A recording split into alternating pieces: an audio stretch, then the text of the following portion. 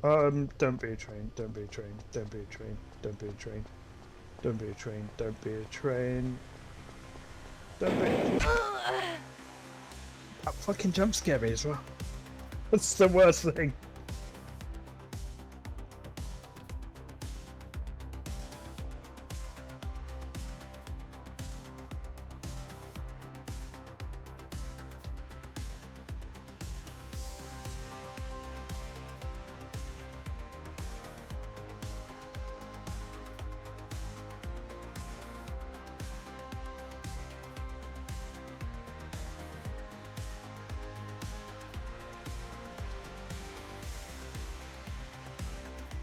Good evening, everyone. I'm ready to game.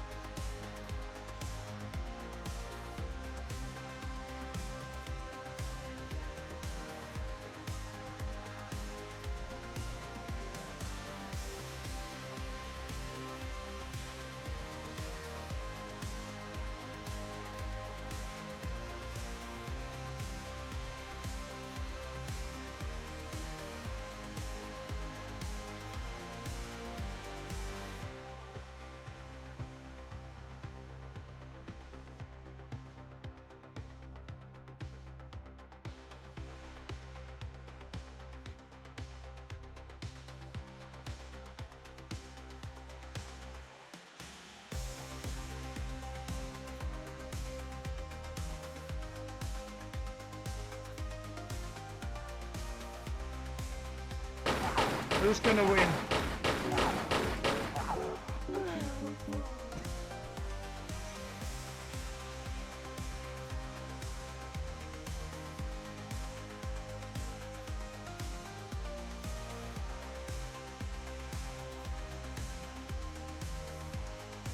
Can't be bothered.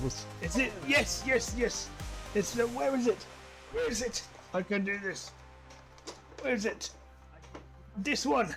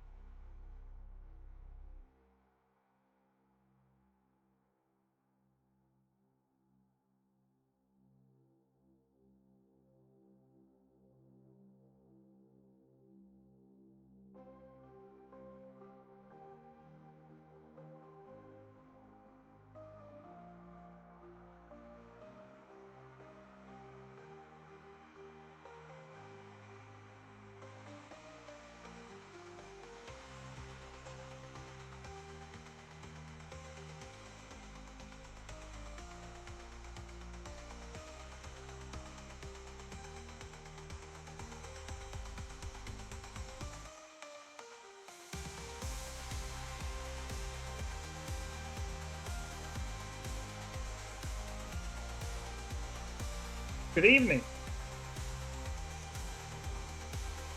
How are we doing tonight?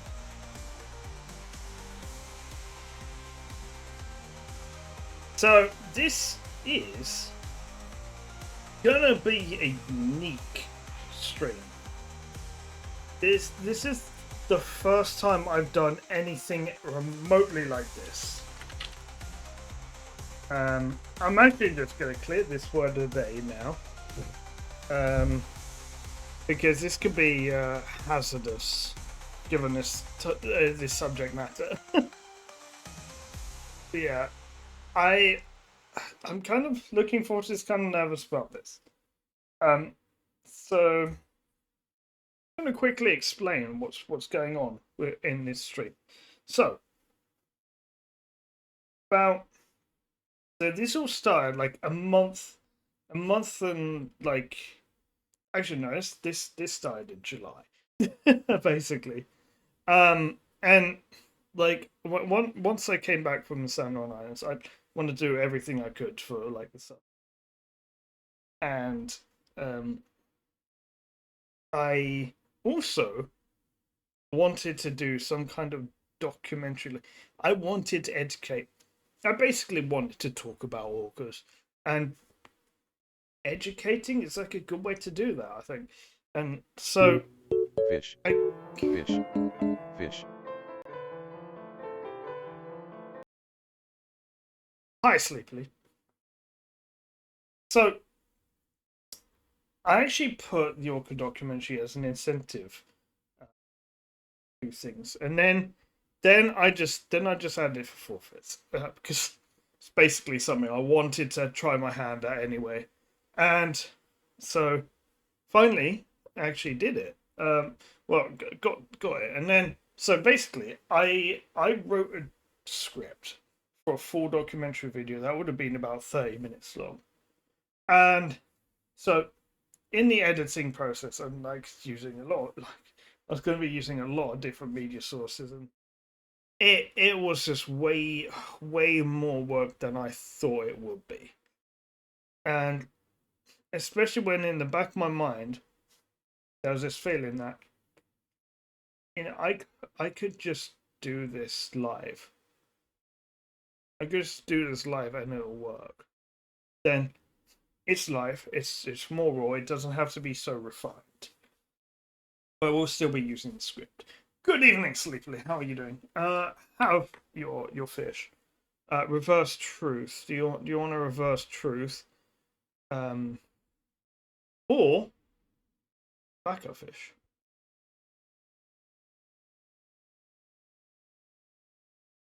Okay, Twilight Princess edit. Water round. I have literally just started the stream. I've just done water. Entrance alert. Okay, so by the way, if you don't want the entrance alert, you can get 3/4 instead. But so okay, since you already have a sound, you can't have another sound.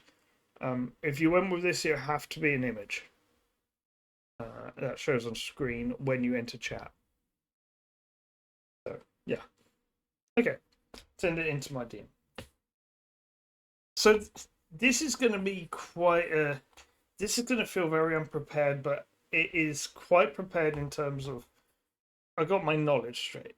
I'm doing great today. But yeah, I mean, it's going to be from Twilight Princess. I'm going to guess.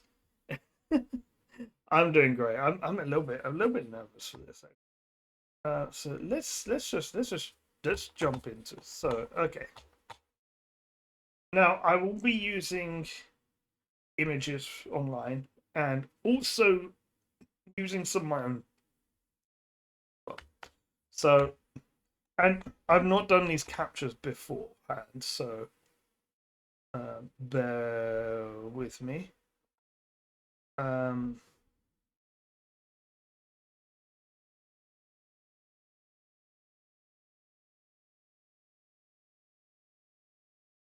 Okay, so I want a duplicate of this. Simply. Wow, that's not the position. Yeah, I basically want to be able to just crop this. I wish I could just drag to crop. So this is actually, I'm taking this image straight from the wiki, the Orca wiki, by the way. So this is probably the best image I can get of Ballena. Now there is a photo ID guide out on the Center for Whale Research website if you're a member. A member's quite expensive. It's like one day I'll be a member. Right now I can't be though. So I mean maybe in the new year. But yeah, so this is Ballena.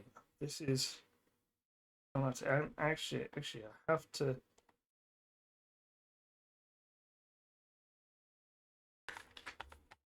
to make sure this captures the right thing. I actually have to have. Okay. The internet is the best viewer. I agree.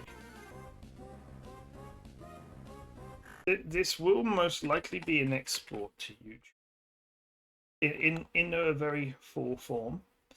Okay, that's still okay. That's still showing the street. But basically, I need to have my script up. Okay, so this is Ballena, known as L90. She's a southern resident killer whale, located to the northwest Pacific. And she's always been an orca that's actually been kind of up against it her entire life, more so than the rest of the southern resident population.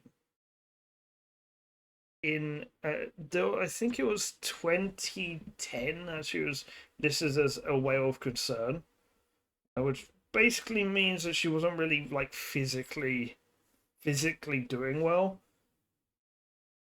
And in September 2024, of course, she became like a beacon of hope, basically.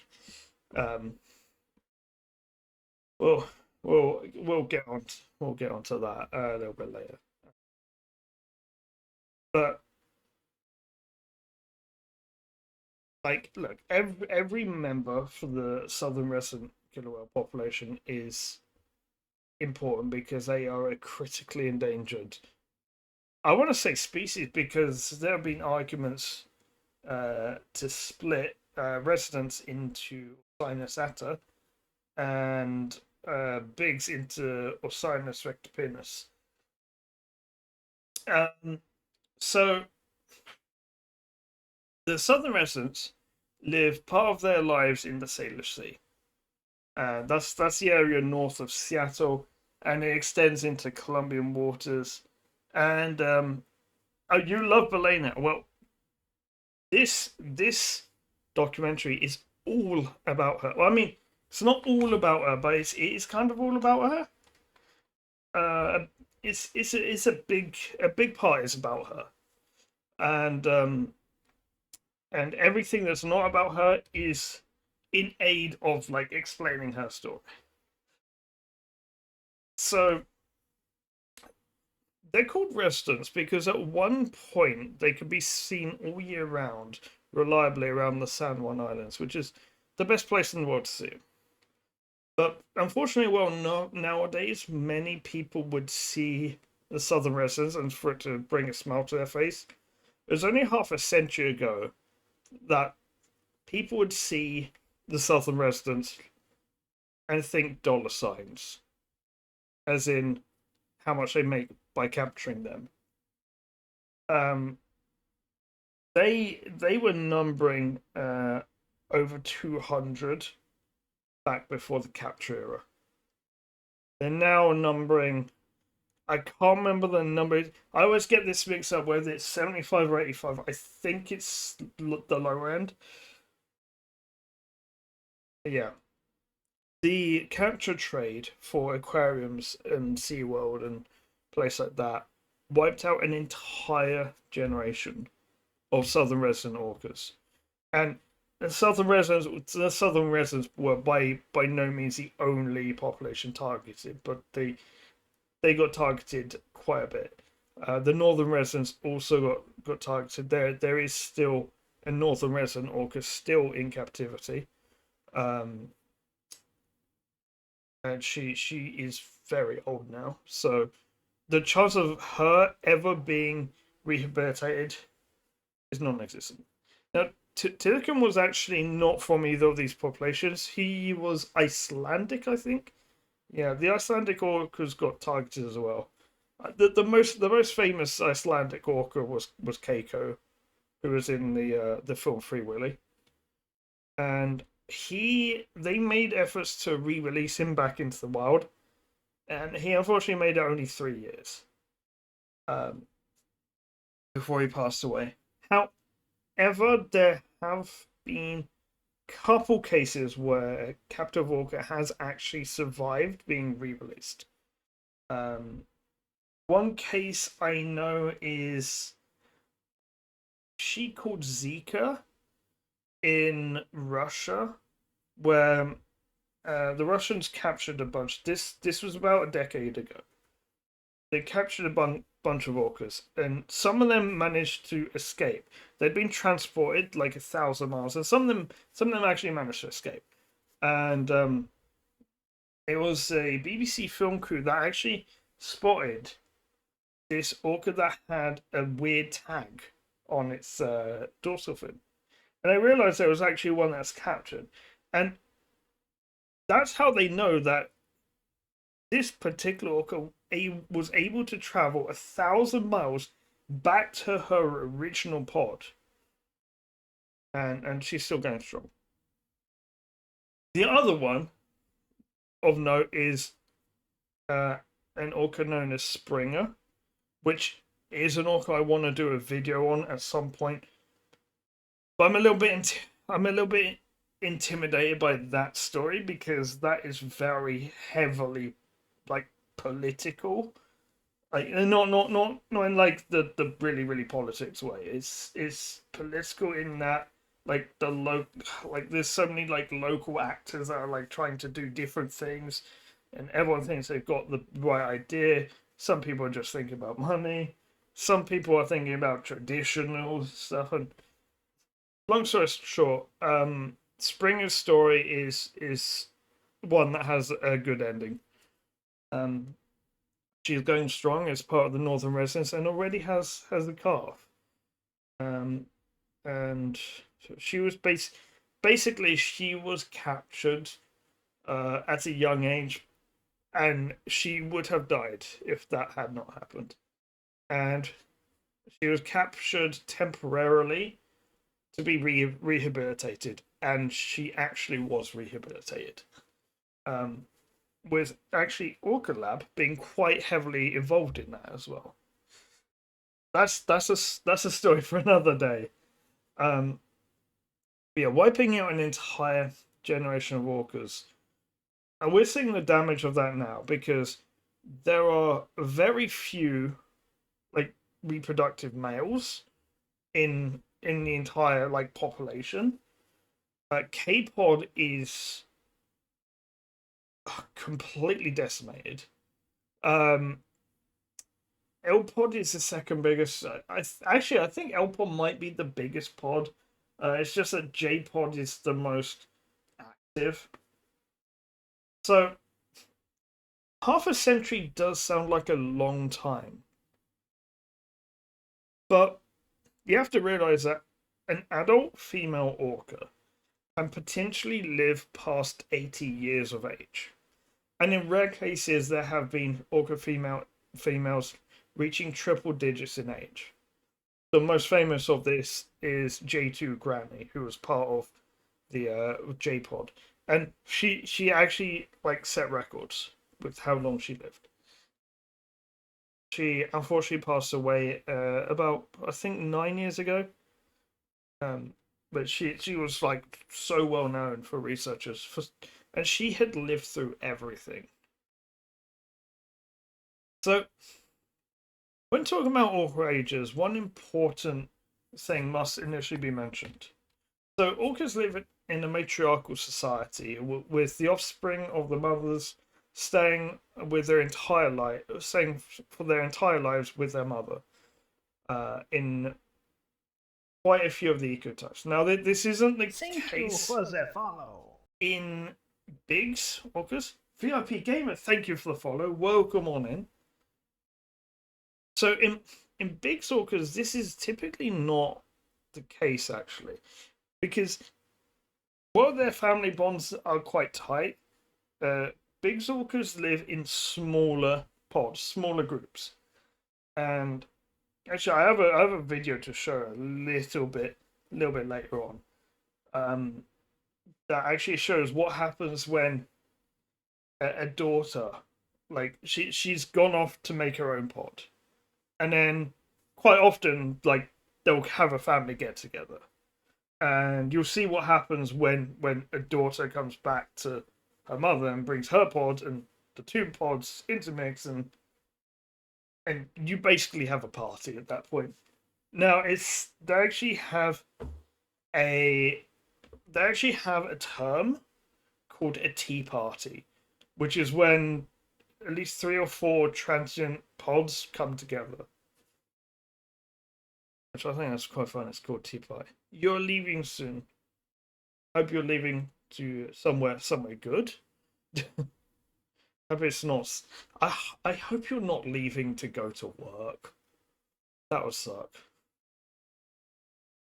So, yeah, so now when I say ecotype, an ecotype is a term for a community of orcas that are distinct in language, prey preferences, social structure, and physiology. So they're based for me, I consider an ecotype another species, because the definition of a species is a group of organisms that reproduce naturally to produce fertile offspring. But the part of that to be reproducing naturally, these don't, even though they live in the same area, the like Biggs and residents don't do this naturally because well, biologically it's possible, but in this society they don't have anything to do with each other. They ignore each other. Like Biggs orcas, resident orcas, they just completely ignore each other.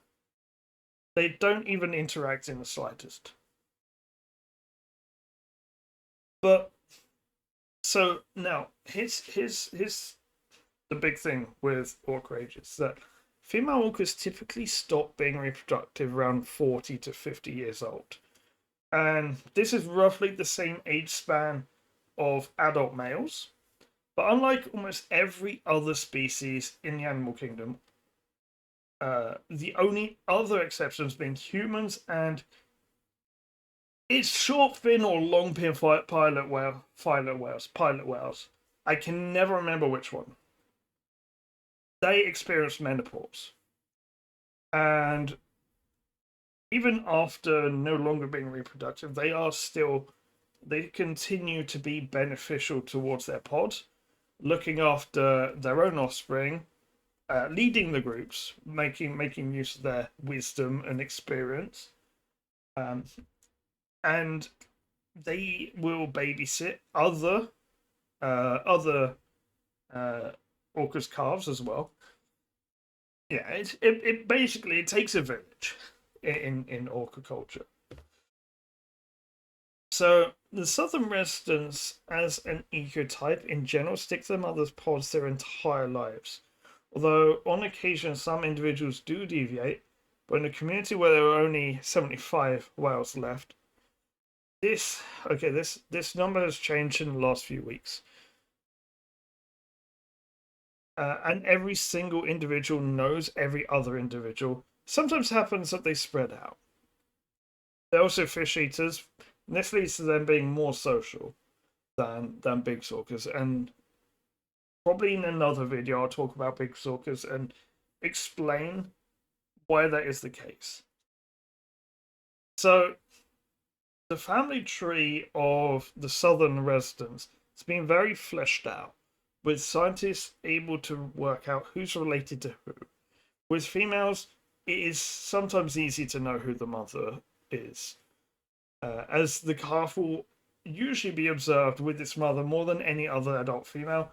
Also, we observed very close to its mother, and also if it's nursing, that's also a really good sign that it's that's its mother.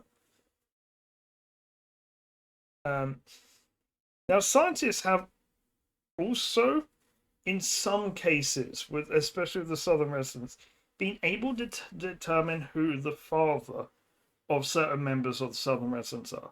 Now, orcas, the father figures in orcas are non-existent. Like orcas, orcas, like there's no father in their society, basically. Um, so it's very difficult to know who the father is. But they are actually able to work out from DNA samples. Now, this is actually something I didn't know until researching for this video. Well, for this video or for this stream. So, they actually use things like mucus from the whales, and in some cases, they actually use like sticky darts. Like they'll and I've seen this happen in Arctic videos. They'll have like this kind of crossbow that's got like a sticky dart thing, and it'll hit the dorsal fin of the orca. It won't hurt, but like it'll basically bounce off, and then they've got some DNA, and so they use that to work out who the father is as well, based on DNA that they already know that they have. Now, there's actually a great scientific study on this by Ford et al. I'm actually going to try and find this. This is 2011 that this is done.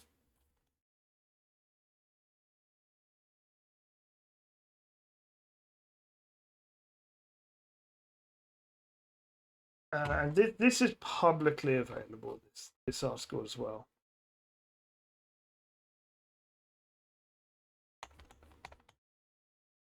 Yeah, okay.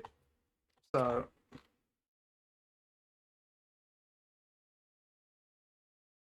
oh no, it's not that. Okay, hang on. I think I do have the link down here.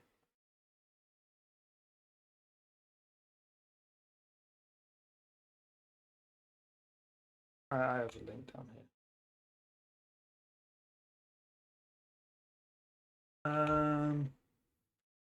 Okay, so it's if anyone's interested at all, this is what I get it from. It's from Michael J. Ford, 2011. It's also free, free to read and view as well. That outlines how they work out like DNA.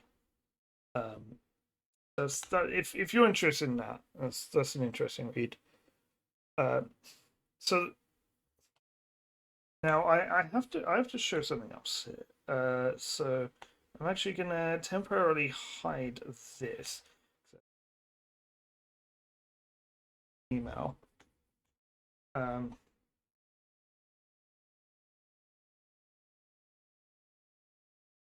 So this is actually something I got in the adoption pack.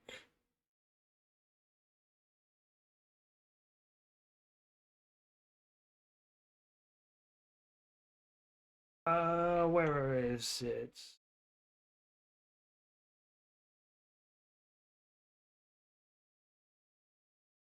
Is this one? Sleepily Sapphic is the best viewer. I agree. Okay, so it's this one.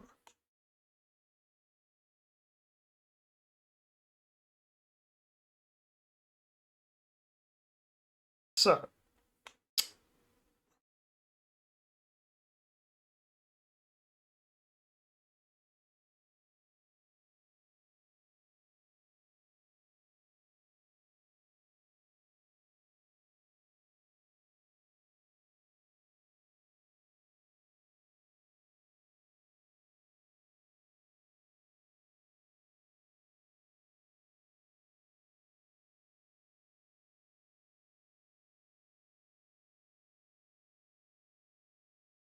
Okay, here we are. Here we are. So this is. Now let's see if it says when I. Okay, so this is the family tree of the southern residents, of all the current living southern residents. Now, the ones that are crossed off are the ones that have unfortunately deceased. And actually, I'm not sure why they're still on. I'm not sure why they're still on it. To be honest. So yeah, I mean we'll see more of like Balena's one in a minute. So I don't know if Ocean Sun is still alive. So basically, the first bit is J Pod. So that's basically their family tree. You can see K Pod is very small. K Pod is very small. Only 3 pods, only 3 groups. Um, so actually, it's a good time to explain what a matriline is and why these are named after a particular orca. So a matriline is an orca female and her immediate offspring and their offspring. So, and they typically will, when they branch off from the rest of the pod, these will typically group together and travel together. So,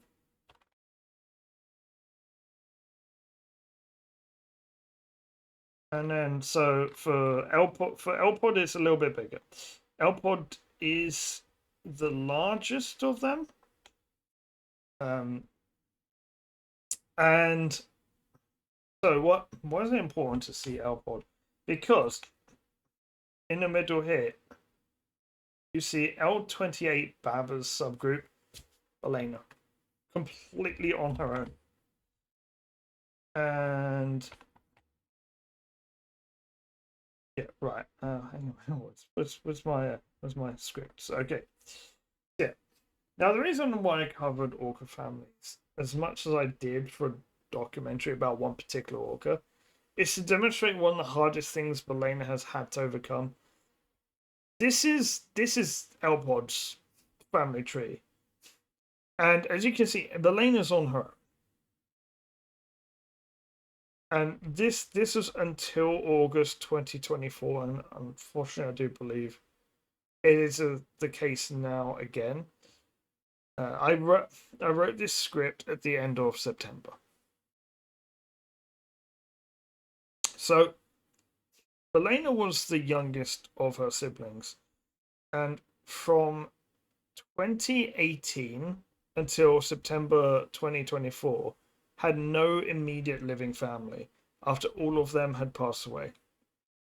And all of them had passed away prematurely, aside from her mother, who passed away at like a more normal age. And her mother was one of the last ones to pass away as well. Now, despite being completely alone, she would still travel with the suspectedly unrelated L47 and L55 groups. Now, L47, where have we got? L47 and L55. I can't see L47.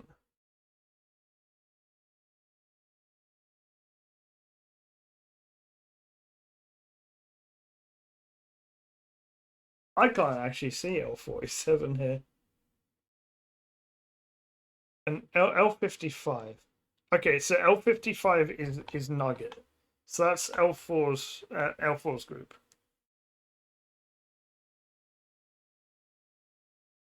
I actually cannot see L47.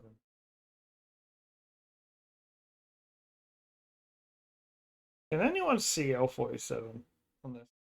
Am I blind?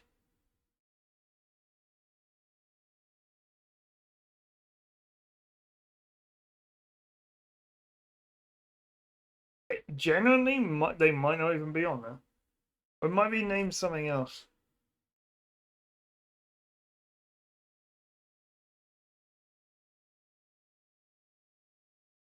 Now, I will say she has also been recently traveling with the L83 group of well, but basically the L21s here.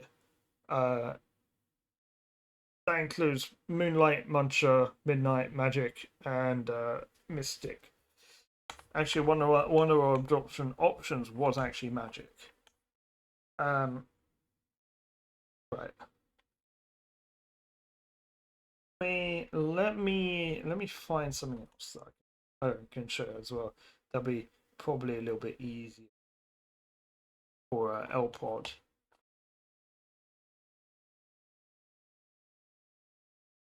Um. Okay, so yeah, this will be L47. Okay, yeah. So yeah, okay. So that is the L47 group. Right. Let me. So we have this. So this basically outlines more in detail, and the cross-off names are passed away, orcas. So the one that we need to look at is L26. So it's this one. So this is Ballena's family, and as you can see, unfortunately, uh, they're all gone. Cruiser was the last one alive. Cruiser was her nephew. That was only, I believe, Cruiser was only like 2 years younger than her, and her mother was quite old, 57. But I think the most tragic one of this is actually Raina, her niece, and we'll get into that. We'll get into that. We'll get into what happened there. So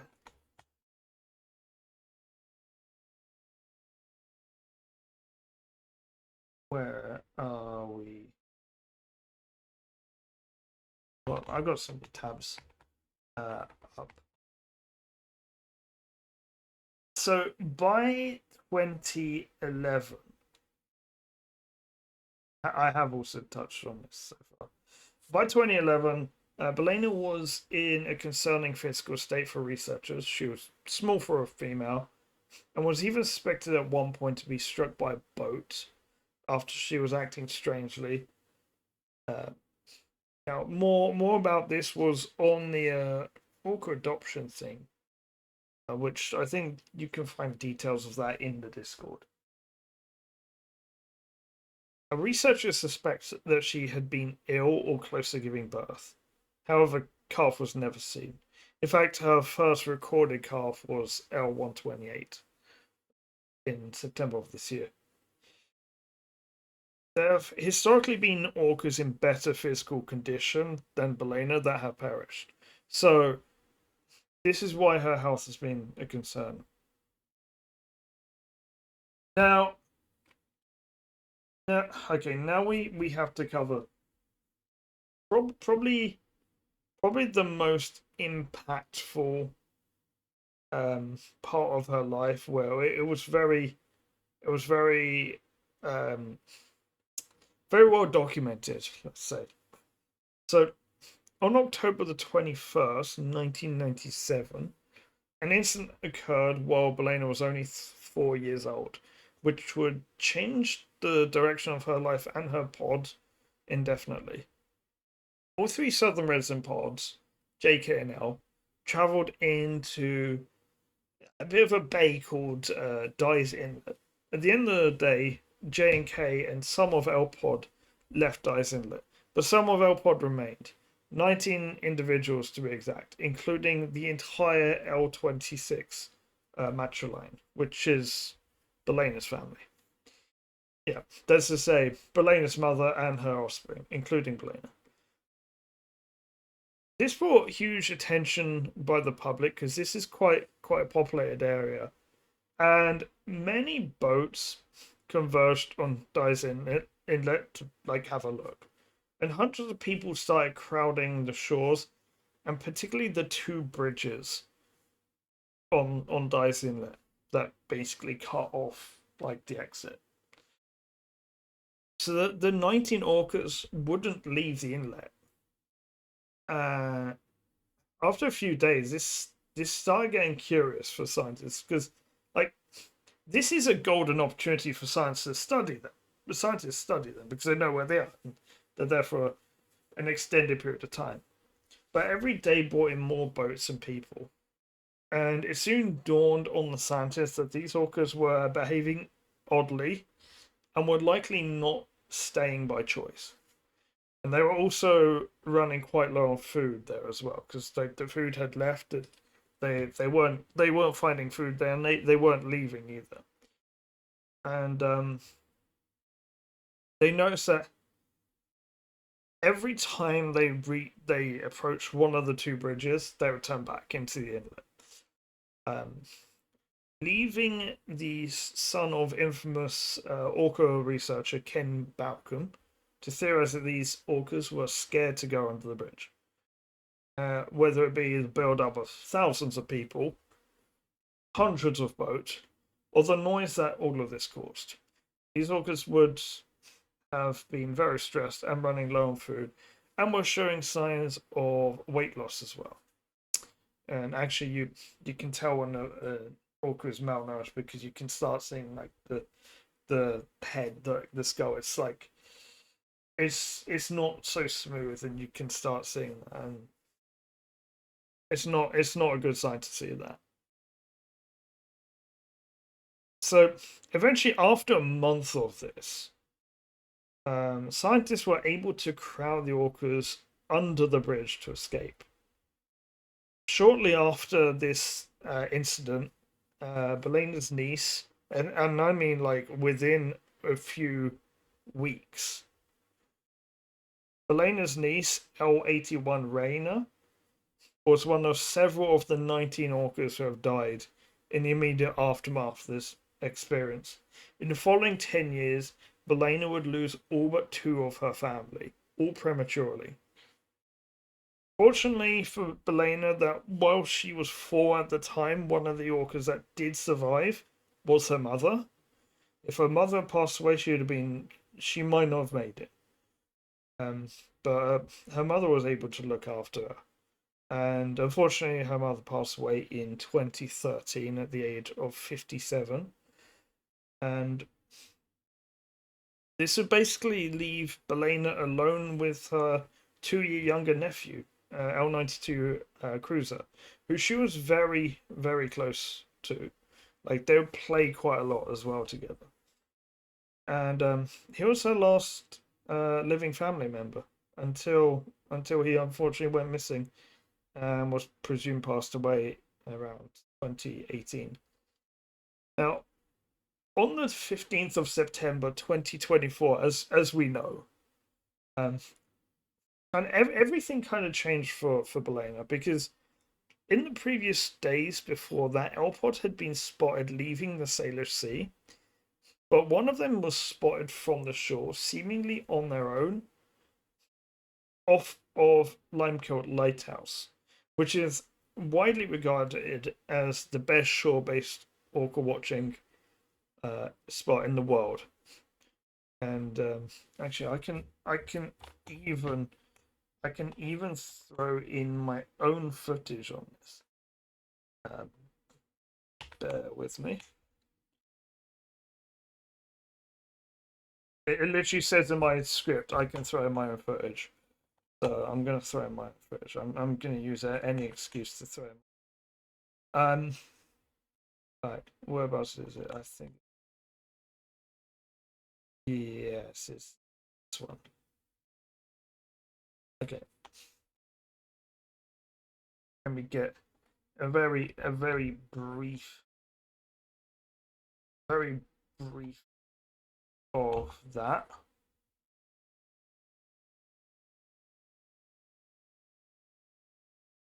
So this is only a 60-second pan. So this is my footage from Lime Hill Lighthouse. You can see so much from it, and this is from me standing quite a bit back. You can go all the way to the actual shoreline, and so that place was incredible.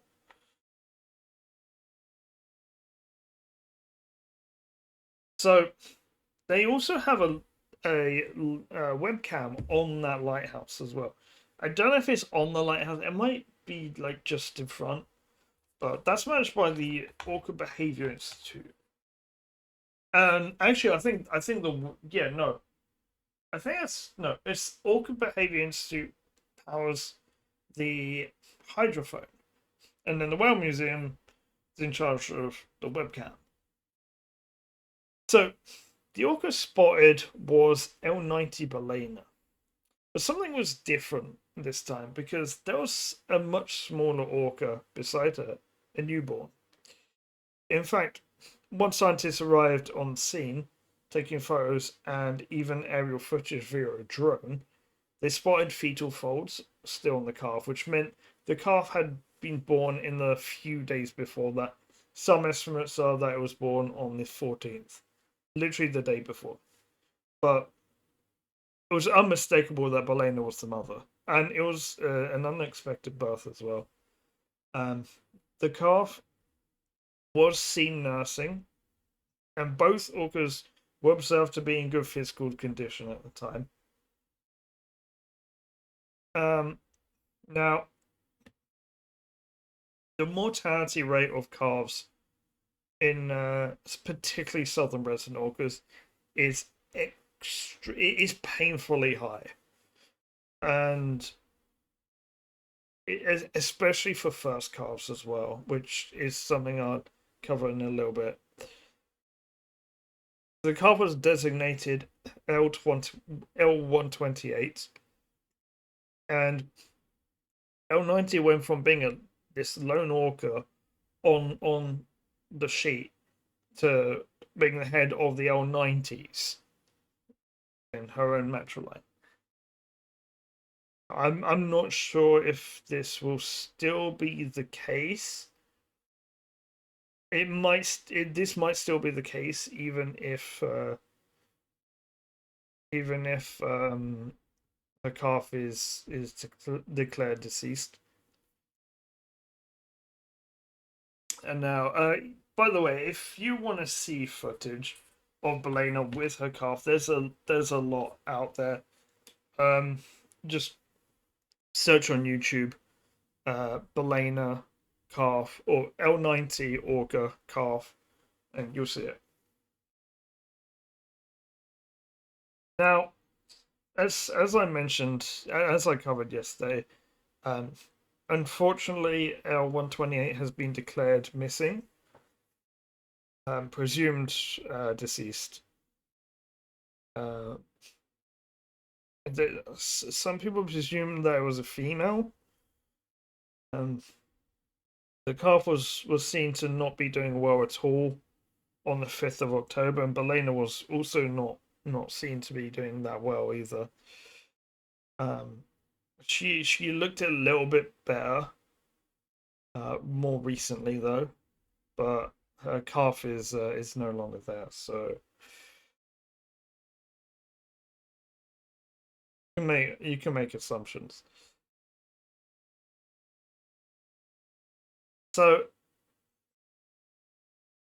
when did I?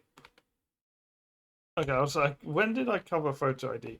That's a bit interesting to work out. So many of the southern resident orcas have storied lives and are fascinating to learn about. And the more you learn about them, the more you start knowing them and their quirks as individuals.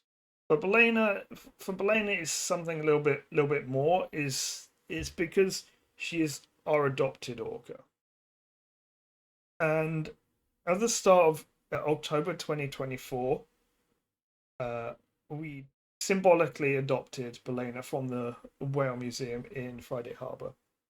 I had the fortune of visiting the islands in July, and while I never saw any residents, I did have the most incredible encounter with big orcas, who are an ecotype distinct from residents, who occupy the same regions, but also have completely different diets and different social structures. And there's going to be a future video on that.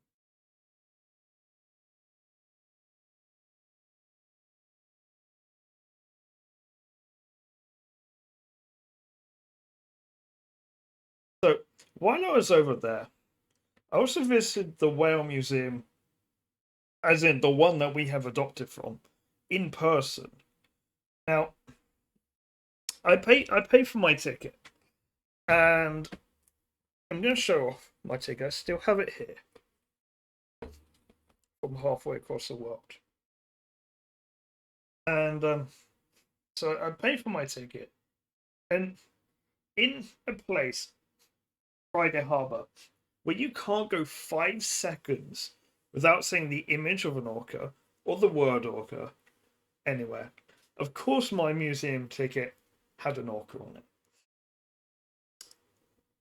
And so, fun fact: uh, each ticket has a different orca on it, and I just so happened to get this particular orca. I just so happened, just so happened. Um, can't make that up. You literally cannot make that up. Um, since that was also voted for by the community as well. So yeah, so this is L90 Ballena on the ticket, and so I've got scripted like on the card. It says I mean I can just read it. Ballena is a Spanish word for whale. The orca is often referred to as Ballena pinta, the painted whale. So it also gave me 3 questions to find answers to in the museum, and it's kind of funny because I already knew the answers to the second and third one even before I went in the museum. Um, so second one is, how did orcas come to be called killer whales? Um, so this seems to have several different answers, and the one I always knew is that it's a mistranslation of whale killer because they hunt whales. Um, Third question is, how do baleen whales feed and what do they eat? I mean, they eat quite a lot of things. Um, it depends on the whale. But they have baleen plates. And they'll eat and actually, if we're gonna go and use some of my footage, is this the right one? This is one. I have to get. Is this the one with the lunch feeding?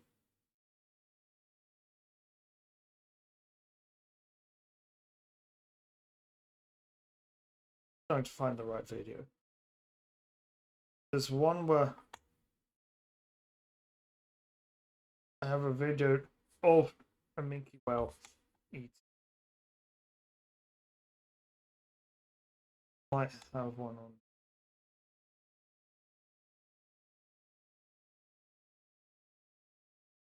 So basically, they'll come to the surface and they'll close their mouth over their prey, and then they'll use the pleats on their neck to push the water out through their baleen plates, and the food gets stuck in the baleen, so then they can just swallow their food without swallowing the water. Okay, my video didn't get this didn't get this as well as I'd hoped. But I'm going to show it here. just get another window capture going.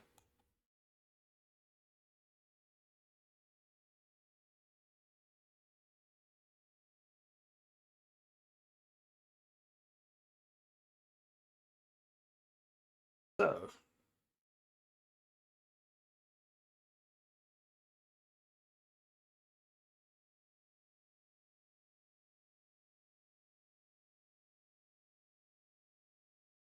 yeah, I managed to get some not great footage of a minke whale eating, and I took this the day before going to the whale museum, and these minke whales are incredibly difficult to film. These are about 9 to 10 meters. Like they're big. They are actual baleen whales, but they're nowhere near as big as humpbacks or blue whales. God, I'd love to see blue whales. Those are. Also, I'd be terrified. Just come up again at some point. That's a very rocky boat.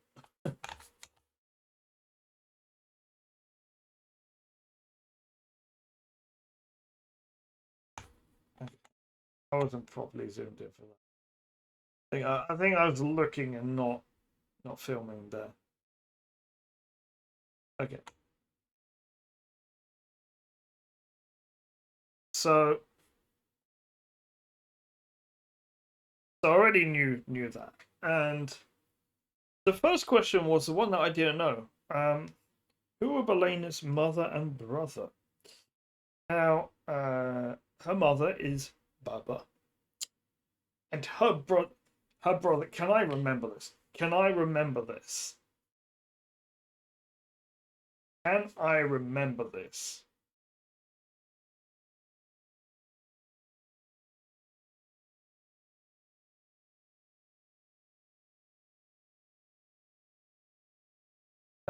No, no, I can't. I can't remember who her brother was. Um, I know who her nephew was. That's for sure. Okay, so in the museum they have this incredible, like physical on one of the walls, physical family tree which they keep track of. Oh, and it's a family tree of all the southern residents. And the museum was actually quite small, but for someone like me, passionate about cetaceans, but particularly orcas, it was perfect because it was all orcas and other cetaceans, and it actually at times made me quite emotional because they had these like plaques like describing the lives of particular individual orcas, and of the ones I found like heartbreaking was Luna. Luna is incredibly. I need to make a video. I need to do one of these on Luna at some point. Um, he is a case. Um, also J2 Granny, and of course Tokite, which she unfortunately passed away uh, 2 years ago. And well, actually, one was it last? Actually, was it last year or 2 years? I think it was last year actually. And it's like, okay, she was going to be re-released back into the wild. She was in Miami Sequarium, and she was going to be re-released back into wild after 50 years in captivity. Honestly, I think she would have made it, but unfortunately, she passed away when they were preparing for that. So that was always heartbreaking to read, and to read what happened after that with the Southern residents as well. It's like it was almost in the divine. So during the month of September, I held a poll in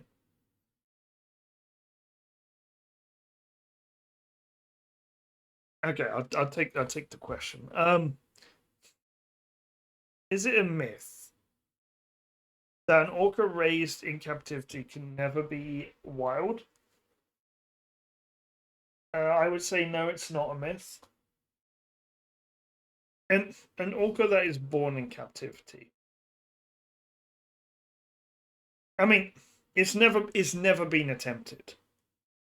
I don't think anyone wants to attempt it though, because I mean that that would actually kind of be cruel. Because I mean, if they've grown up in captivity, I mean, at least they have their family. But it's like what kind of life are they in for? But they would not have.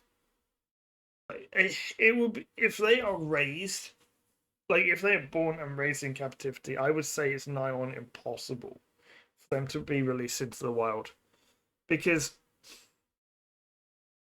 they would have to be able to learn to live alone because no pod would take them in because they at that point they have gotten so different and all of the orca society and everything about hunting and things like that it's all learned. It's not there's almost nothing instinctive in orcas. It is all learned, and that's the big challenge. That's the big thing. And even language is learned as well. They would not even be able to speak with the other orcas because they wouldn't know the language. I would say it's absolutely not a myth. Now, I think there are some that were captured at young ages that could probably survive because they would be able to speak a language, but it would require their own pod being found or known.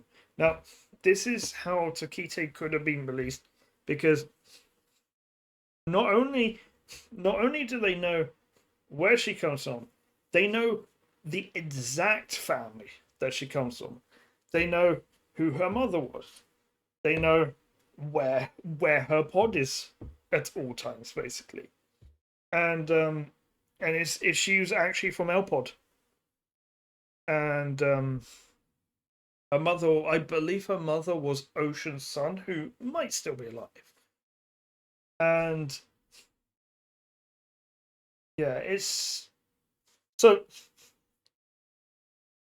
the story of Springer, from A pod in the Northern Residence in Canada. Um, so Springer is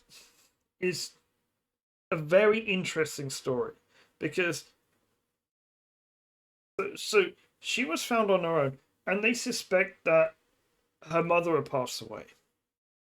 That's why she was on her own, and she was on her own for like I want to say a year, maybe a year and a half, and she got fascinated by boats, which is not a good thing for an orca to do, and then she was captured for like for rehabilitation and for once actually rehabilitated, and the only way they knew this is because of photo ID.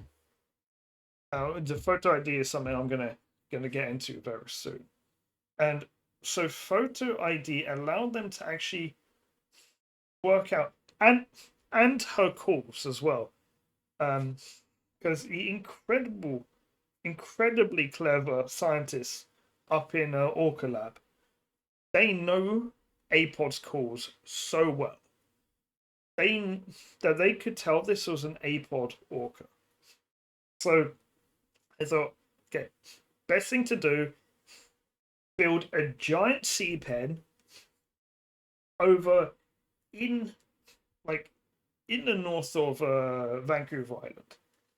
Build a massive sea pen, like get her over there once she's rehabilitated, and then like keep her there until you see her start interacting with a passing like group of apod, and then you open the gates and just let her go.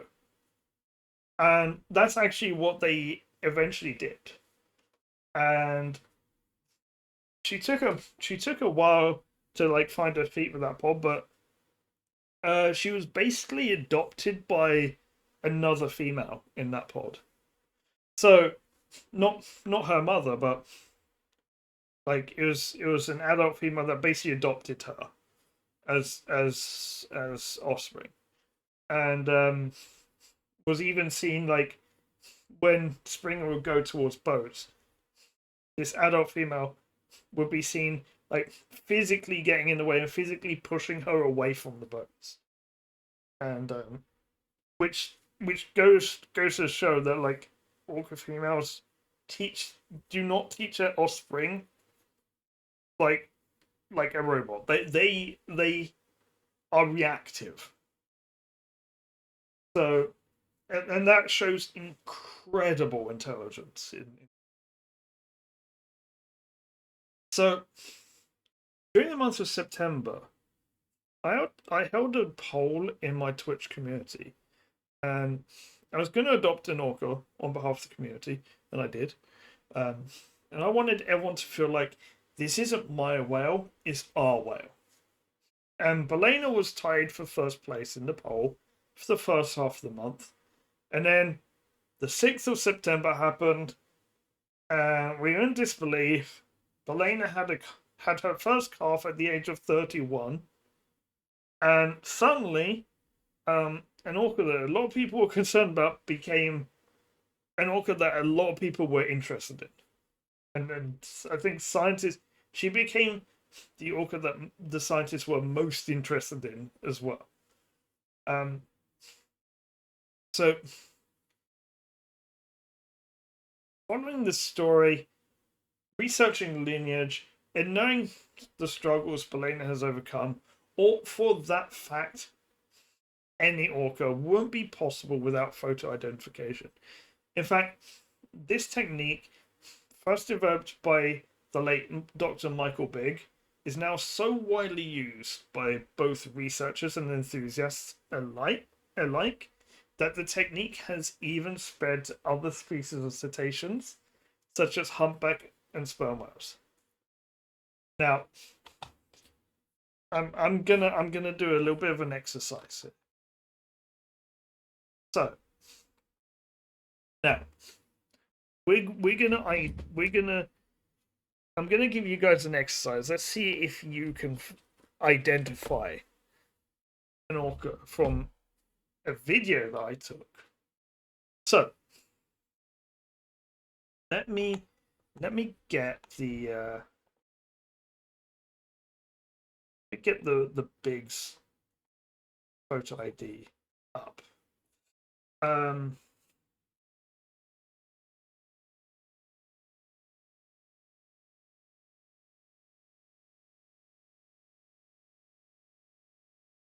Okay, is this the one? What year is this? 2018, yeah, I think.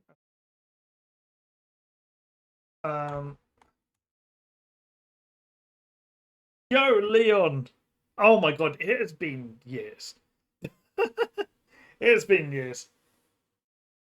I'm glad you're enjoying it. How have you been, man? Honestly, it's not just an interest for me. It's a passion. It's a passion. I have a degree in marine biology, so this is, and I recently went to the San Juan Islands, and it really lit my fire. Okay, so actually, in fact, you're gonna see some of the video that I did take over there, and actually, fun fact, Leon, the video that I'm gonna show was taken in Canada by about 200 or 300 meters. Yeah, I was 200 or 300 meters into Canada, where I took it. So yeah, but basically, I have to find the right page for this. Okay, yeah. So I have to use I have to find the right page for this example. Yeah, it's so fun. By the way, I'm reading kind of a script because I did write a script and I was going to release this as an actual an actual like documentary video, but it was going to be too much work. So I decided I'm just going to do it live. We're doing it live. West Coast. Yes, West. Yeah. Um,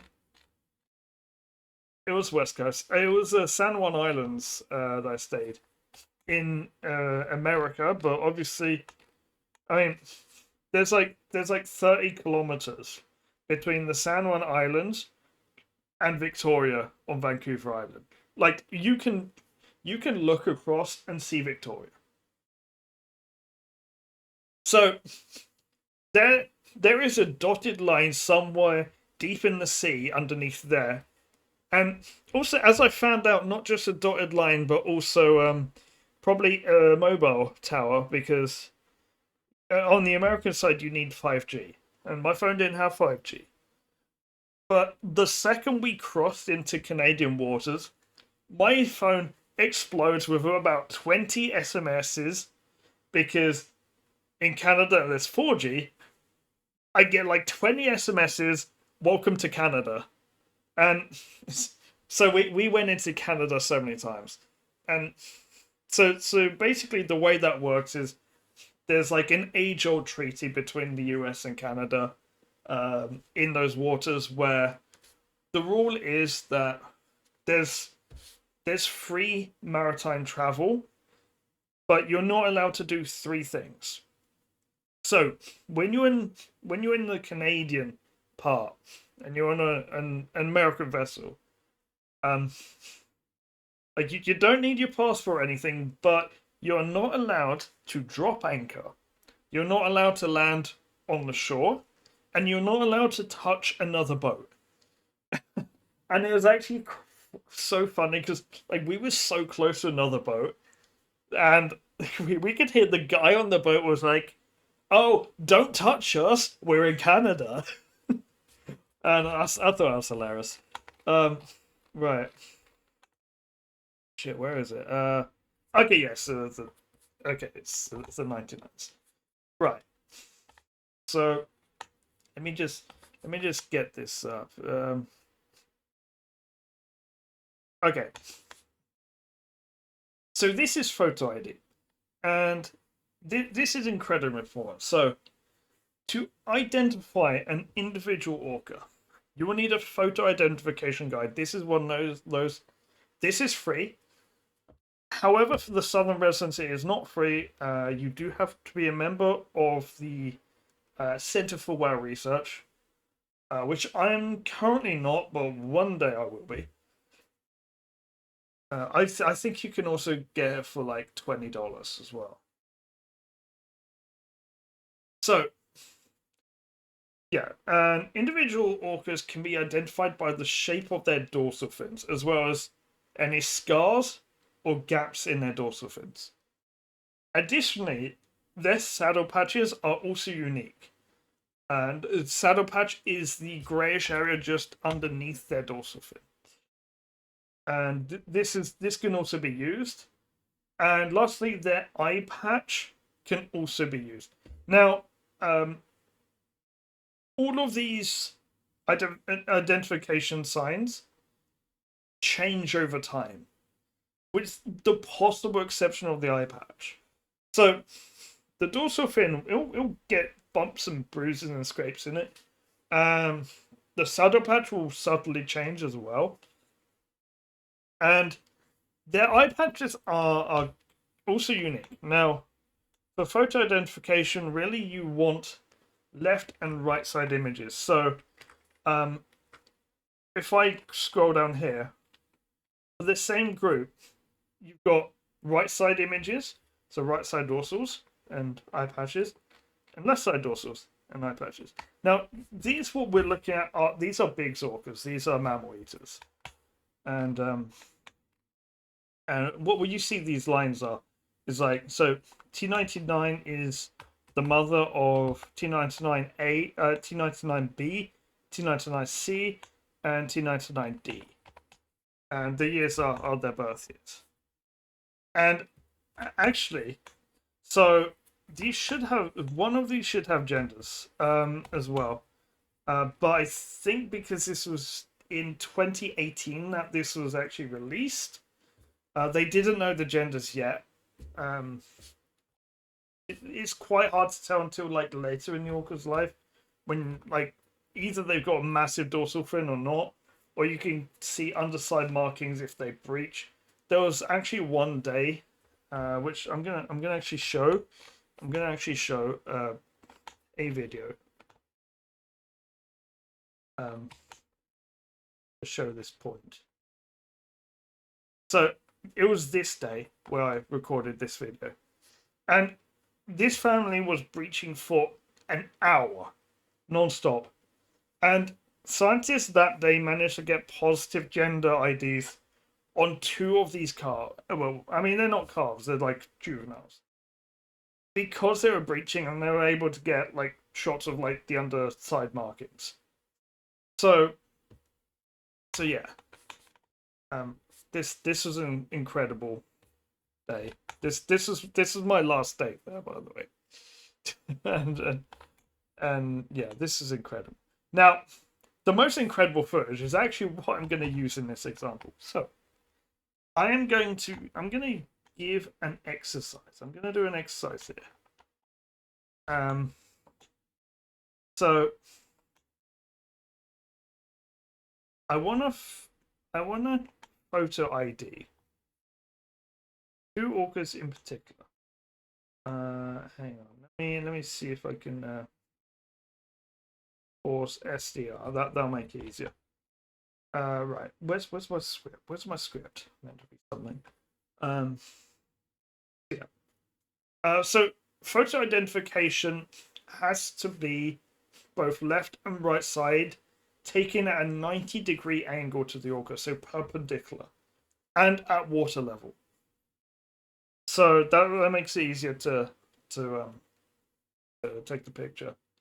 And ideally, you want the saddle patch on display as well. So I'm going to use 2 big orcas here as an example. And now we have the photo ID guide. So this video is not going to be like a perfect way to say in the future this is the same orca, but you'll see here. So I recorded this in July this year.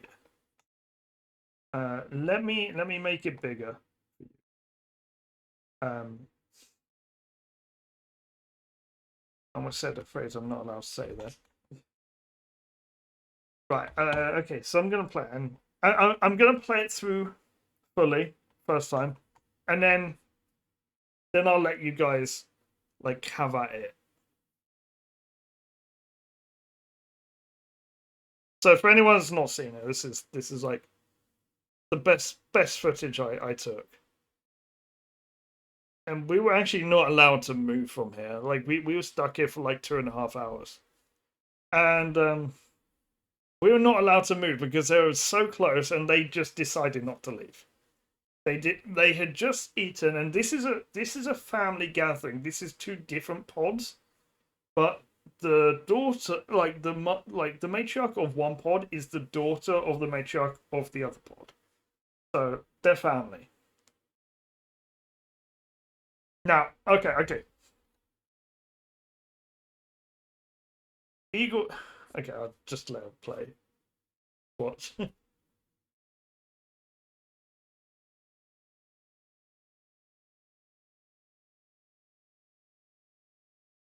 They were pretty bloody close. Now, we're gonna try and photo ID these 3. No, well, okay, not these 3. The second one, I don't think we can photo ID because I didn't get a frame which is clear enough. Now, obviously, we're not perpendicular; they're coming straight towards us. So we have to use what we've got. So I'm gonna play it again. I'm gonna play the video again, and then I'm gonna pause on the frame where I think it's easiest to tell which orca this is. I'm gonna go for the third orca first, because that's the easiest one to ID. This one's difficult to ID.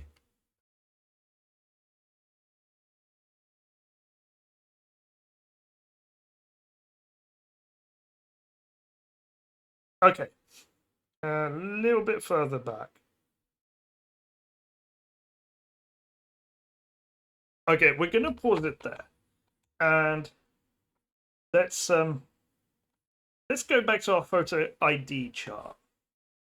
Now, this is the next time. I'm gonna leave this up to you guys. I'm gonna give you like 30 seconds. Make any comments that you want regarding this, and trying to photo ID. So I'm gonna put this here. So what can someone tell me that is immediately clear to be able to photo ID this individual? What's the first thing that you notice?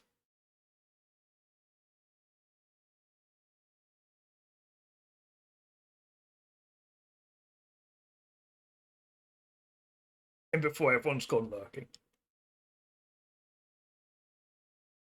Enjoying some of my mint liqueur here.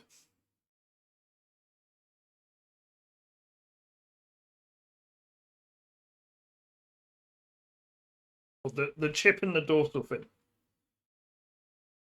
So for me,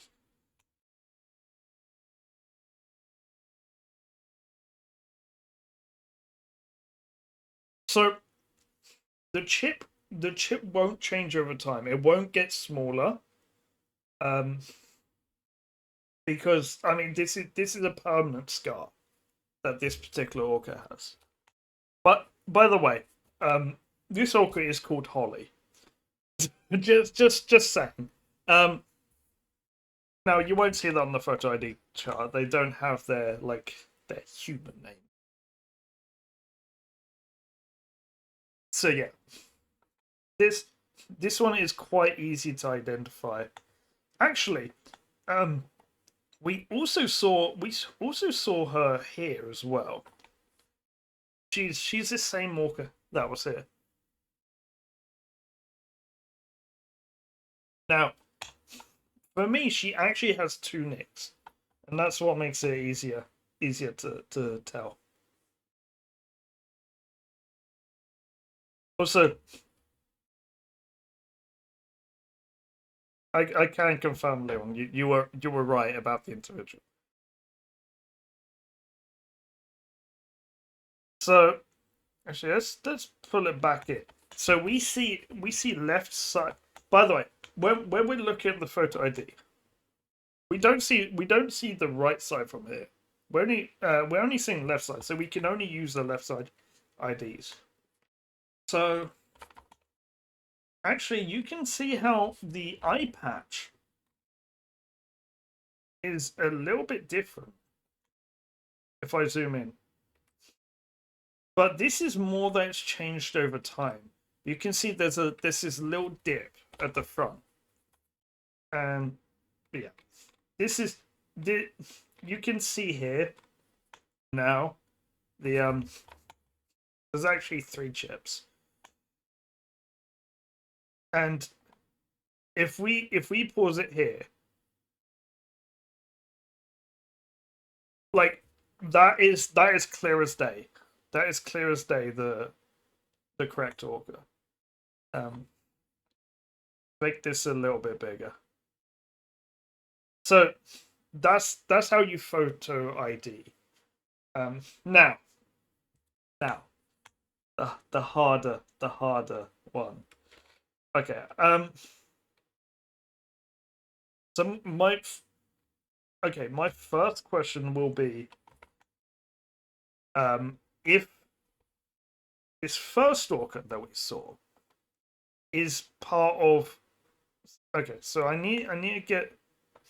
This one's very difficult to get the right spot. To okay. Okay, it's a little bit blurred. Getting the right frame on this is difficult. It wasn't as clear as I'd like as I was like zooming back. Okay, hopefully you can actually see something here. Now, do you think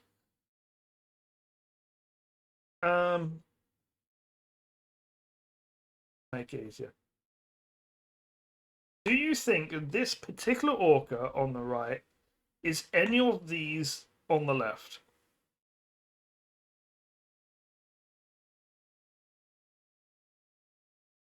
Or would you say there's not enough information to be able to tell?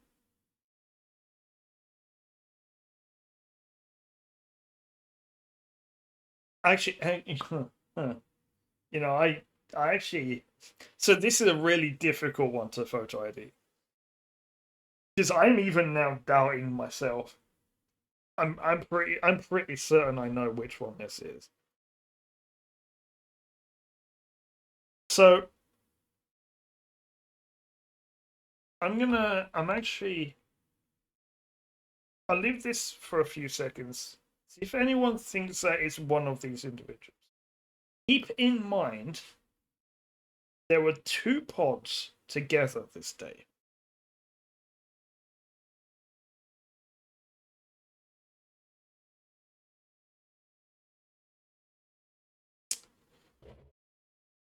Now this took me a good while to get, and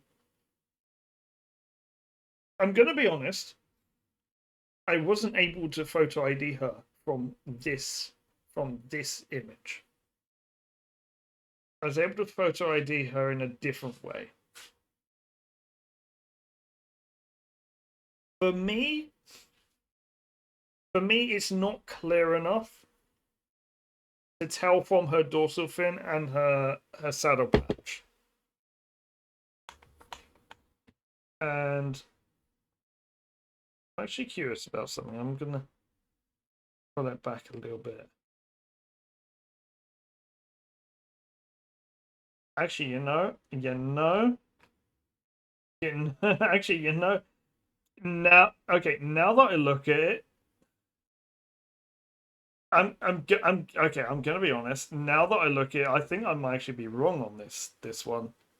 Um, so for me, it's the eye patch that you can tell. So actually, I'm gonna get the shot that I can ID from, and it's actually the underwater view. Now, for me, this orca is not part of this family. Um,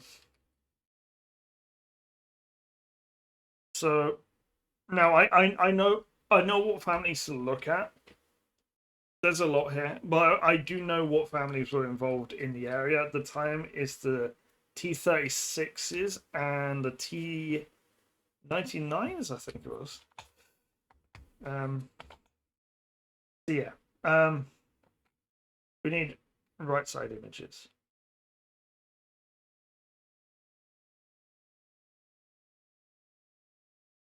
Um,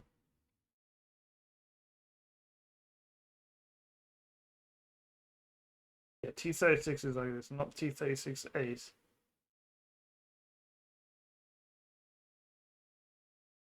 See, I thought maybe T99C. Now, does this look a little bit? Does this look a little bit easier to tell which one it is?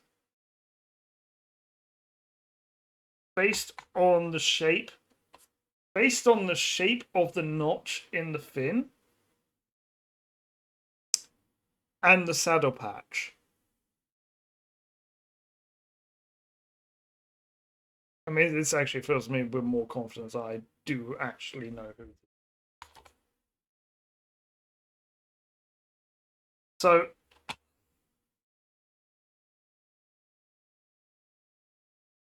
That patch has a very distinctive curve. Now, if I pull the video back a little bit, I get the frame that allow me to actually photo ID her. It's actually the underwater image. Now,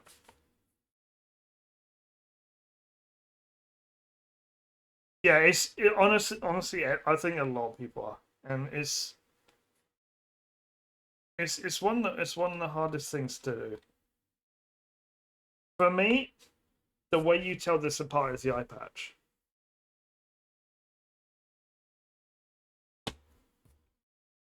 Now, a combination of the dorsal fin that you can see here. Let's put this back here. I'm pretty sure. I'm pretty sure that is. Yeah. Oh my god, I can't play it. Can't play it for one frame. I'm I'm pretty sure this is the same shape as well.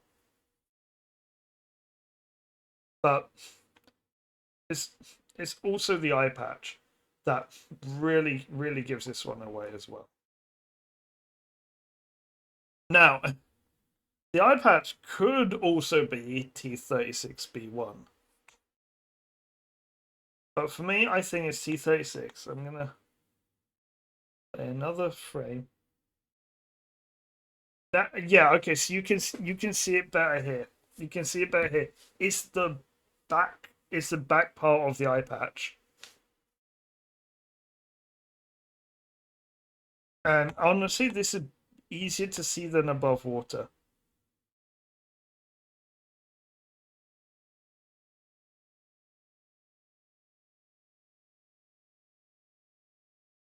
Yeah, so you can see the kind of a little bit of a hook at the front as well. And then it kind of starts fading away at the back. So for me, this is T36. So this is the matriarch called Flapjack, and she is the grandmother of the third orca that we see. So she's the grandmother of. I don't know who this second one is, by the way. She's the grandmother of this one. And we know that because we can photo ID them using those methods. So that makes it so much easier to study orcas is when we can photo ID them. And it can get difficult at times. I want to see if I can actually get another video. And I was actually, by the way, so Holly is so distinctive that I was actually able to ID her from another video on YouTube. Not this one. This is one of mine, and it's kind of shaky camera because on the sea, engine's actually running. So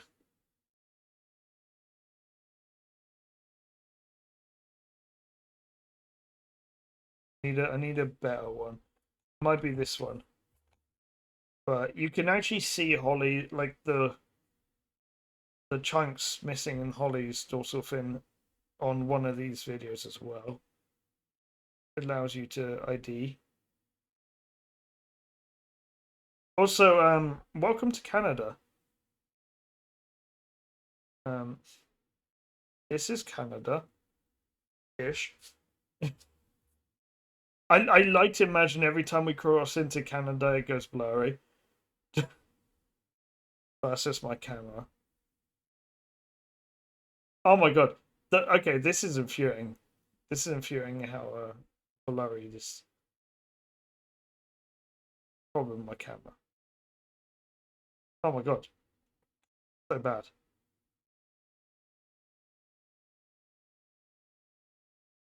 So this was the same two groups together.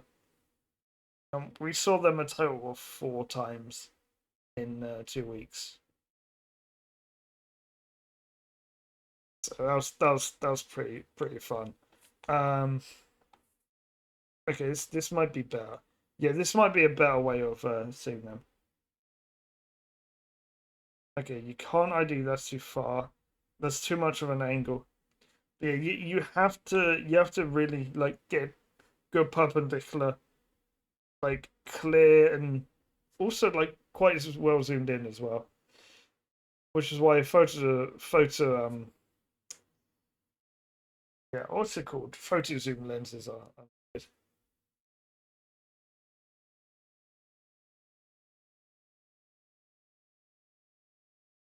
Waiting until I see the one that I recognize.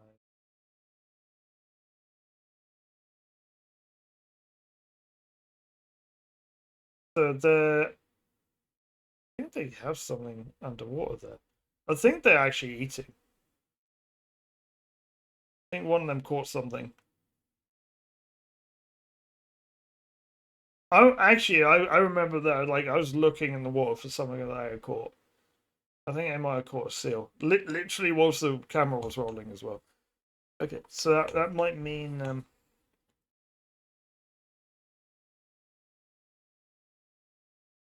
might get some better chances of photo ID on this.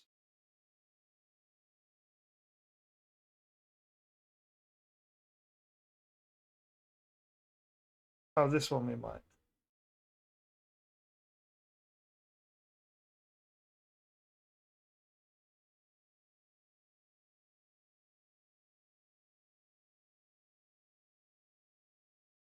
So the reason why Holly's very easy to ID is because she has such a distinctive dorsal fin.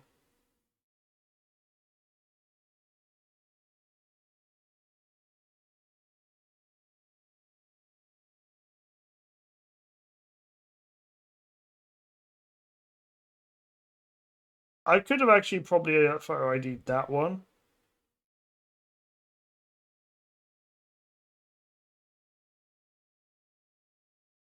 There's a younger Orca in there. But yeah, typically they'll ID a few different groups, be able to say who's who. Oh look, it's Victoria. Or yeah, this is Victoria. Can't remember if it was Victoria or Vancouver. Oh, this one might be good for photo IDs.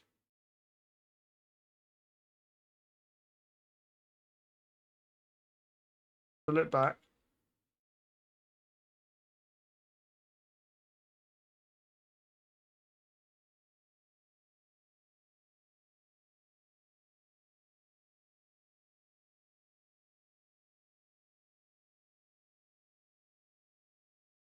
Or maybe not. Maybe not. Okay, I'm pretty sure there was one bit of footage where I did get Holly on one of these days. But we saw these two groups so frequently whilst I was there. Like even on like the calmest day as well.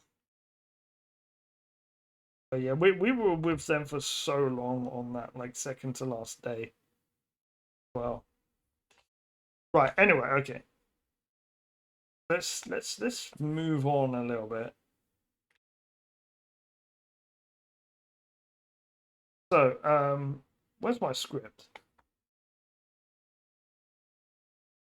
So, where was I? Because I skipped a lot of it by just doing that off the cusp.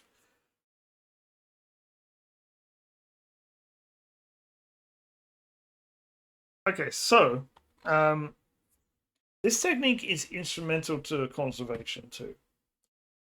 And one of the main points of this video, I wrote this script for a video.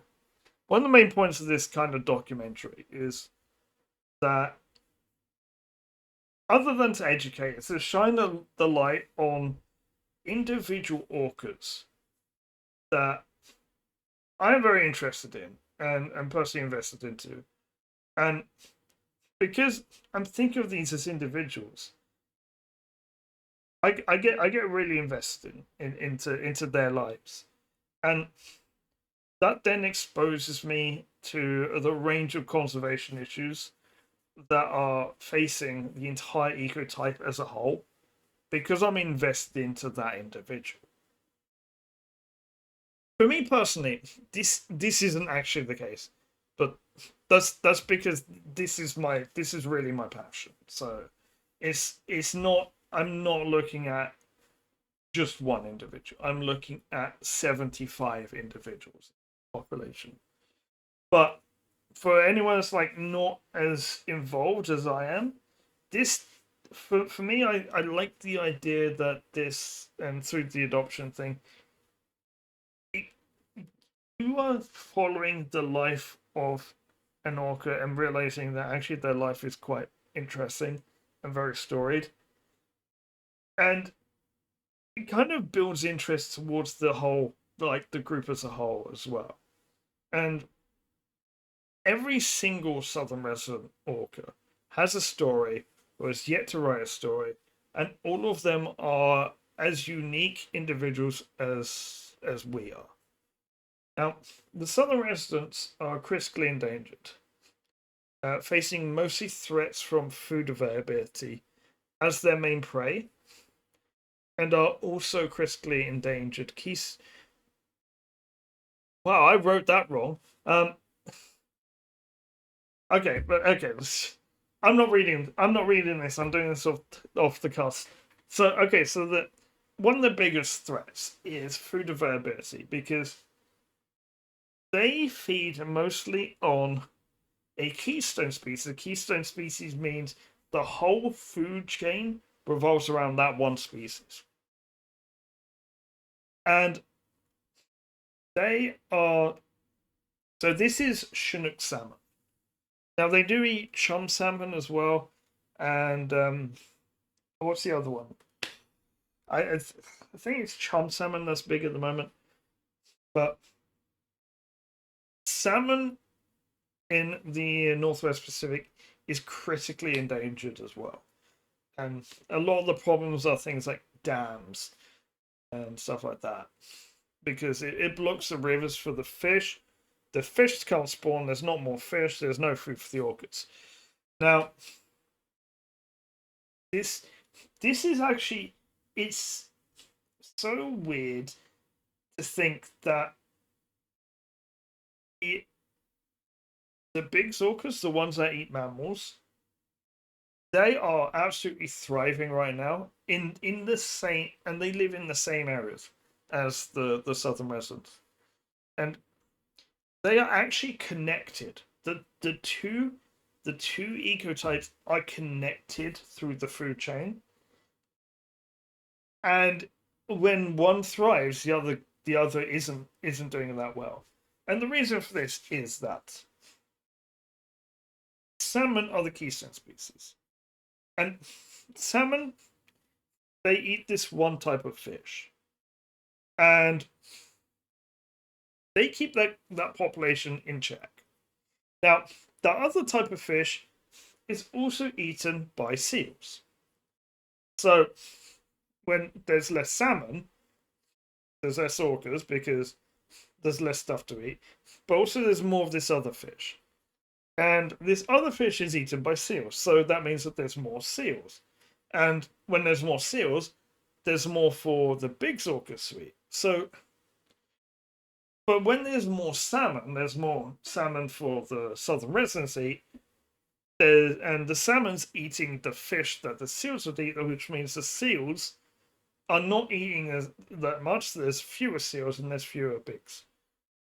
And honestly, the harbor seal, I think it's called harbor seals. Their population is absolutely perfect.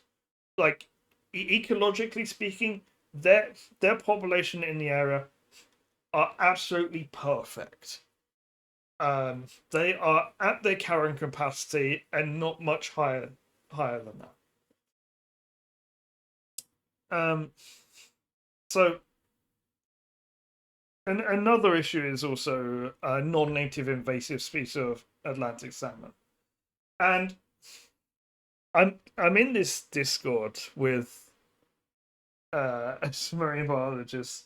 Every time someone like mentions a non-native species in their area, everyone's like, boot it, kick it, get rid of it. And it's a bit of a meme, but it's like, as biologists and ecologists, that is the absolute biggest no-no, is introducing a non-native species into the ecosystem. Absolutely not. Never, ever. Because they will ruin the ecosystem. So, aside from food variability, um, and particularly in regards to calves, and this is where we have to unfortunately talk about the potential that Balena's calf has not made it. Um, and we need to talk about pollution now. There's nothing to suggest that pollution is why her calf was ill, but is very much a possibility. So, see, a female's first calf rarely ever survives. It's even rarer for a first calf to survive than all the others. And the reason is um, a phenomenon related to pollution. And it may also be the same cause that causes adult males to die at a young age, as in they'll die 40s, 50s, whilst the females may live to like their 80s or 90s. And it's it's a thing called biomagnification. It's not to be confused with bioaccumulation. So biomagnification is when levels of a food chain become more infected by pollutants because of what they eat. So I'm going to give you an example. So there's a chemical called PCB, which is um, it's a toxic chemical, and it's it pollutes, and this ends up getting into water. The phytoplankton that lives in the water, this is like the green algae. Um, they will absorb the PCBs into them.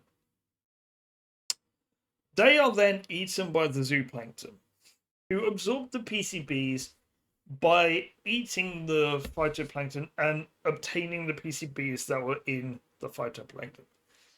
And then you have herring that will eat the zooplankton. And they eat a lot of zooplankton, so that PCB builds up. And so the herring become a lot more polluted than the zooplankton because they eat multiple of them. Then salmon eat herring, and salmon eat quite a few herring. So the salmon then get increasingly polluted as well, even more so than herring because they eat more than one herring per salmon. So they eat multiple of them, so they're getting an even bigger dose. To the point that when the orcas eat tons of salmon, they build the PCBs up so much. Now, orcas have no natural predator, so they store these toxins in their body for their entire life. And eventually this can be enough to actually kill an orca. And this is presumed this is what does happen with male orcas. Now, the exception is with female orcas. They don't get this as bad because so when a female has a calf and they nurse, the toxins go out of the female's body through the milk and unfortunately straight into the calf. So the first calf has to deal with like 15, 20, or even 30 years worth of that toxin buildup. At which point there is no way it's going to survive. However, this does also allow the female orca to reduce the amount of toxins, which means that her second calf has a much better chance of surviving because there's a lot less toxins that are going to be transferred. Now, another issue that threatens the southern residents, but unfortunately has been managed better, is boat traffic and noise. However, this can still be catastrophic. At some point, I'm going to cover the story of L98 Luna, who unfortunately died following a boat strike. He's got an entire story to himself, though. You may have heard of him. He's kind of infamous as an orca. He's the one that would approach boats. So there's actually regulations based on distance to orcas that you have to reduce your engine to a speed that does the equivalent in sound to rain or other ambient noises. And if you get even closer, you have to turn off your engine completely to avoid a boat strike. And this is actually why we were in that little area with the orcas for like 2.5 hours, and we couldn't leave because they were too close for us to safely turn on the engine. I'm not complaining. I'm not complaining that was the case. Just saying. I mean, that's a little bit fortunate. The law was a little bit fortunate there. That we could not stop watching the orcas because they wouldn't let us stop watching them. Interesting to say. So, actually, in January 2025, they are going to be massively increasing the distance that has to be kept away from the southern residents. So, the distance that you have to stay from the southern residents, starting in January 2025, is going to be triple what it is now. Now, scientists will mostly adhere to this, but some of them do have a free pass to get closer, but they're pretty good at only getting closer if they have to. And whale watching companies also adhere to this because they also can get a little bit closer as long as they adhere to those guidelines. And and honestly, like, it's in the whale watching company's best interest. They don't make money if the whales decide not to be there, or if the whales die off, or if the whales go. So it's in their best interest. And honestly, when I was there and I went on the whale watching trips, everyone was so enthusiastic about it. So, and they love what they do. But there's still a lot of private boaters who don't adhere to this. When we were there, we saw someone speeding like their trajectory was straight through the middle of the pod that we were watching, and all these boats were blowing the horn to try and warn them that there's whales, and they have this special flag on the boats that says there's whales as well. This guy just ignored them, gave them a thumbs up, and one of the naturalists on one of the other boats did manage to get a picture, though, I think, of the name of the boat that was speeding. So maybe they get fined. And it's also likely that large vessels like ferries won't always know that there's whales in the area as well. And especially with whales, the boat noise can be pretty bad. Especially with ferries. Now, one big problem with the boat noise is that the southern residents use echolocation to find food, and this is they'll make clicks. it'll hit something and bounce back. So they have to be able to hear that click coming back.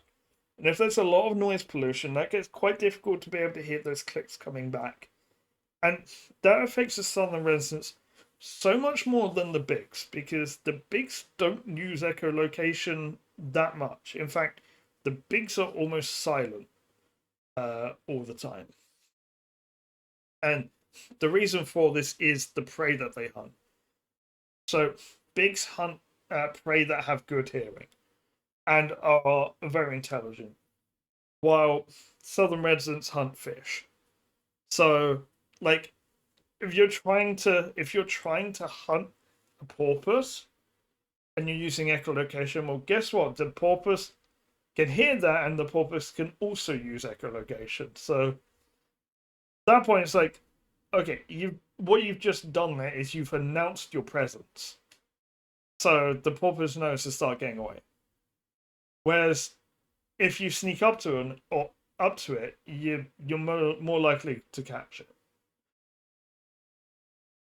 So noise pollution obviously hampers the southern residents when they're hunting, and there's also issues of crowding where too many boats might be on the scene, and unfortunately, I think this is probably what was one of the biggest issues with the Dyes Inlet incident in 1997,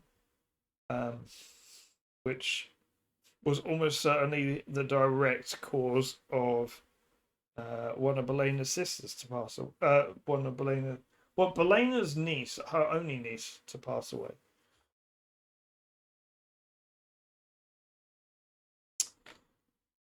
I've actually reached the end of my script.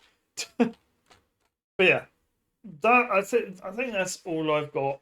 That's all I've got on L90 Ballena. So remember, Ballena, Ballena is our adopted orca here. We do have a command, and I have updated this yesterday because we do have a latest update. Yeah, so I've also got random facts in there as well every time it's redeemed, so you get more information. I'd love to see her next time I go back. I want to see her individually. I mean, heck, I want to see any of the southern residents, but I'm happy seeing the bigs. The bigs were they honestly, I didn't think that they were so like active on the surface, but yeah, I got some really good footage of them.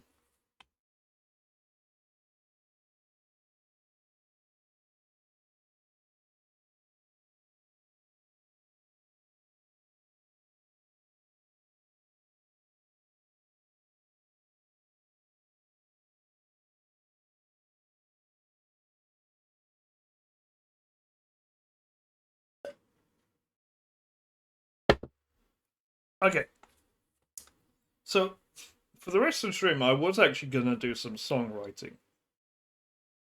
However, I didn't think I'd be doing this for 2 hours. I thought I would be like I thought it would take me less time, but it took me 2 hours, so it took me 2 hours, I guess. Um, so I'm gonna call it here, and I think I'm gonna probably end stream here. I'm gonna find someone to raid. By the way, reminder. So Saturday, I'm gonna be continuing my first playthrough of Wind Waker. How have I not played Wind Waker until now? Also, I've got an 18-hour stream coming up this Sunday. That is going to be for charity. That's going to be for the Centre for Whale Research. You know, that same charity that I did say I was going to be. I said I want to become a member of. So yeah, that's the one that has the Southern Resident ID chart. Wait, hang on, hang on. Did I even mention how we ID Ballena? Actually, hang on, hang on. I'm not done yet. I'm not done yet. I'm not done yet. Uh, what was that?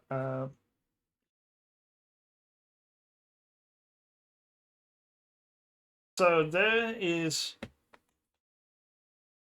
It's quite difficult to ID her. I think.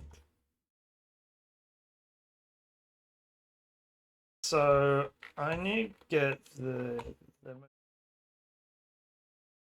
I showed this the other day, by the way.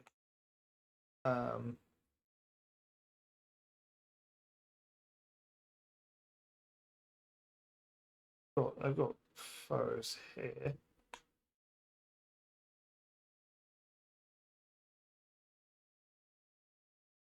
They straight up have one listed of L90.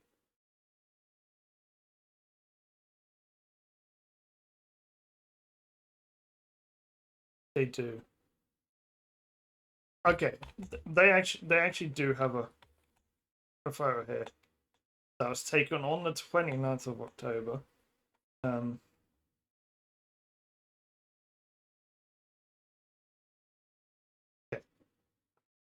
So this is her. This is Ballena. This is probably the best photo I've seen of her. And so when I look at this, I think, okay, eye patch is probably the best way.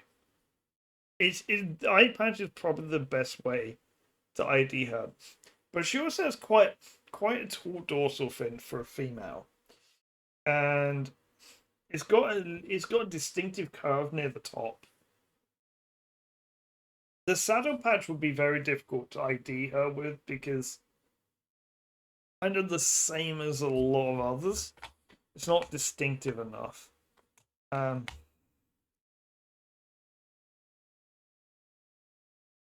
okay, so they have a video here. Let's see if I'm pretty sure I was able to ID from this video the other day.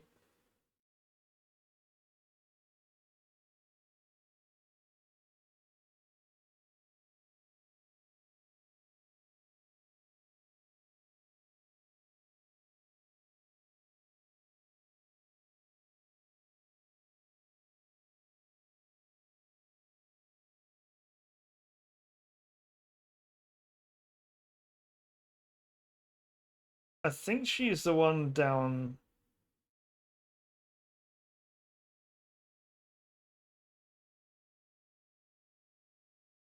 Just from the height and shape of her dorsal fin.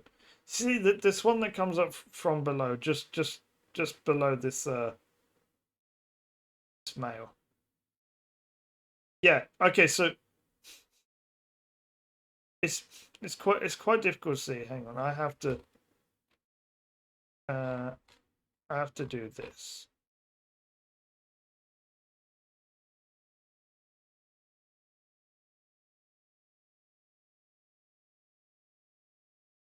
Getting better quality. Hang on. Bear with me. Getting better quality. Yeah, this one. Now have a look at the eye patch.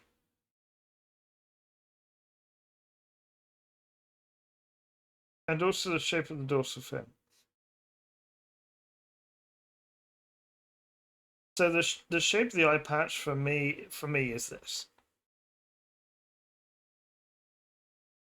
So that's what makes me think that it's actually her.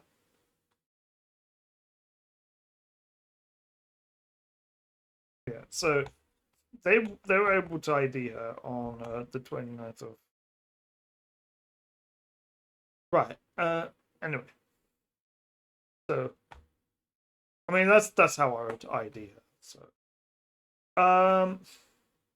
right. We're gonna raid out. I think I get to. I think I get tipsy. Doing Jackbox. No, it's doing my first thing. It's doing my game. Damn it. Right. Guys, we're gonna raid with a Do you joke. want to hear a joke? Never trust an atom, they make up everything. Could be. Do Could you be want better. to hear a joke? What do you call a three-legged donkey? A wonky. Hate that joke. Do you want to hear a joke? How do you describe sex while camping? Fucking intense. Okay.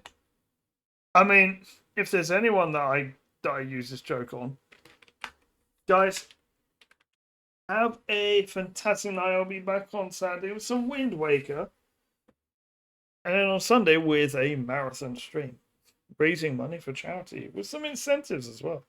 I'm going to be playing a bunch of new stuff, including Planet Coaster 2. So yeah.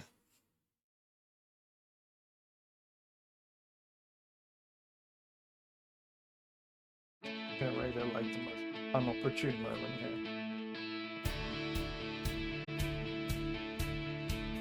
Thespian!